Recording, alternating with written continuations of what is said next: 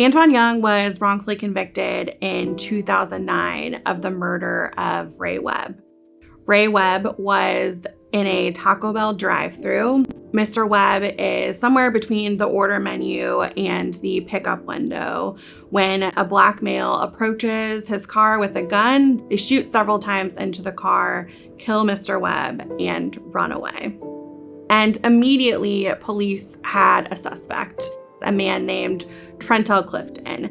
And they suspected that Clifton might have been involved for a couple of reasons. One of them is that the two of them, Ray Webb and Trentel Clifton, had a documented and well-known feud with each other. But despite all of this evidence pointing towards Trentel Clifton, we have a potentially manufactured alibi, a documented history of a feud between Clifton and Webb, a potential confession from Clifton, and an eyewitness identification. The police inexplicably dismiss him as a suspect, decide that Clifton is not their guy, and they move on in the investigation, and Clifton is not looked at again.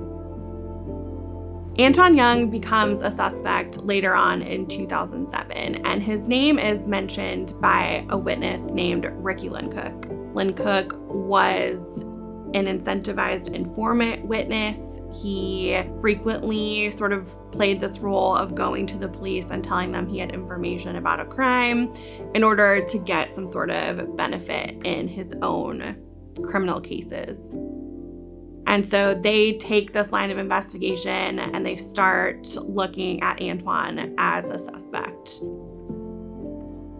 The other thing that really happened at this case and at Antoine's trial is that he had terribly ineffective counsel.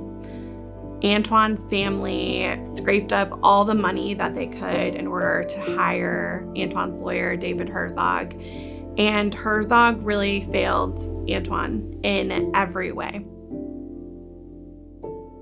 The jury never heard about Antoine's alibi. They never heard about the eyewitness. They never heard about the alleged confession. They never heard about the feud between Clifton and Webb. This is a case where Antoine was really just caught up in everything, in terrible policing that failed to look at the actual suspect, ineffective lawyering who failed to challenge that, and then, a snitch who lied. For Antoine, he's wrongfully convicted. He gets a terrible lawyer. The system then is designed for him to not be able to fix it. And then even when advocates come along and say, look, this system is designed unfairly, the system says, well, there's nothing we can do about it. The legislator has to fix it. And so I think that's what a deep tragedy when you look at it.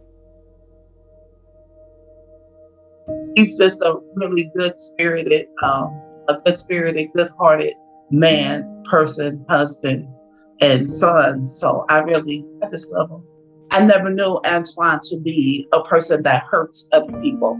I've never seen him be so angry that he could do the things that he was accused of. Oh, I like to say he had a middleman syndrome because he always takes care of other people. He wants to make sure that you're okay, everybody's happy.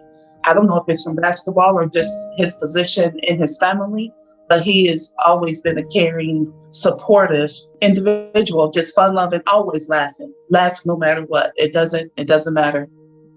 And my hopes for him are just to be able to get out, just to be happy, and just kind of reach back and help the ones that we possibly can.